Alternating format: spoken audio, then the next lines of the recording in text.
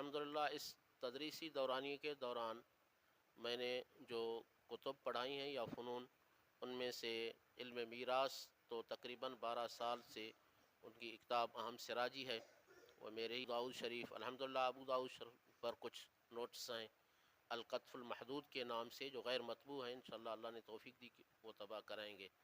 سوائے بخاری شریف کے کوئی ایسی کتاب نہیں ہوگی جو میں نے نہیں پڑھائی ہوگی۔ ماشاء اللہ استاد جی، ماشاء اللہ یہاں آپ 2002 میں آئے ہیں۔ جی میری شناختی کارڈ کی جو تاریخ ہے وہ 2003 ہے، مطلب ہے ہماری ماشاء اللہ۔ ولادت سے ایک سال پہلے ماشاء اللہ بس آپ یہاں پہ تشریف بس لے آئے۔ الحمدللہ فرق باطلہ کی تردید ہونی چاہیے، لازمی ہونی چاہیے۔ اندرون سندھ میں یہ کام کچھ ڈھیلا پڑ گیا ہے۔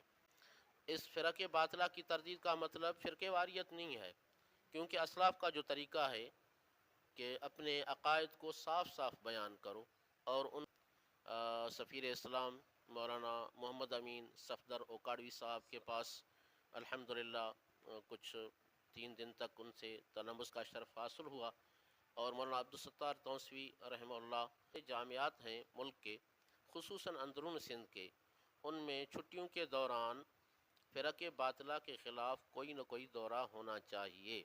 الحمدللہ آپ رابعہ سے لے کر دور حدیث تک یہاں پڑھے ہیں۔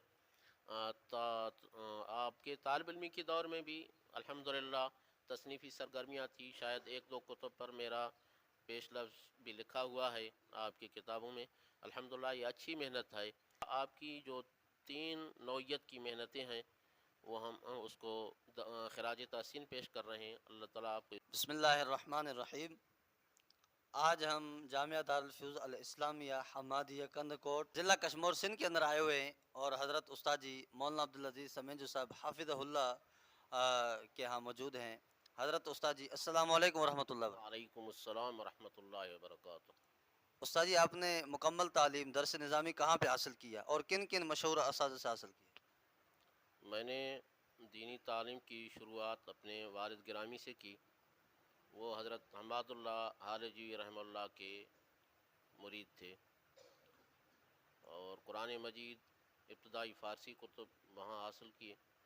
اس کے بعد مدرسہ خیر العلوم مچھی بنڈا اپنے برادر نسبی حضرت مولانا عبدالجبار صاحب سے تعلیم حاصل کی، جو علاقے کے مشہور مدرسین میں سے تھے، اور وہاں ہمارے استاد تھے مولانا عبدالسبحان بجارانی صاحب، وہ بھی بڑے مشہور اساتذہ میں سے نہ ان کے پاس پڑھی ارشاد الصرف حضرت مولانا عبدالجبار صاحب کے پاس۔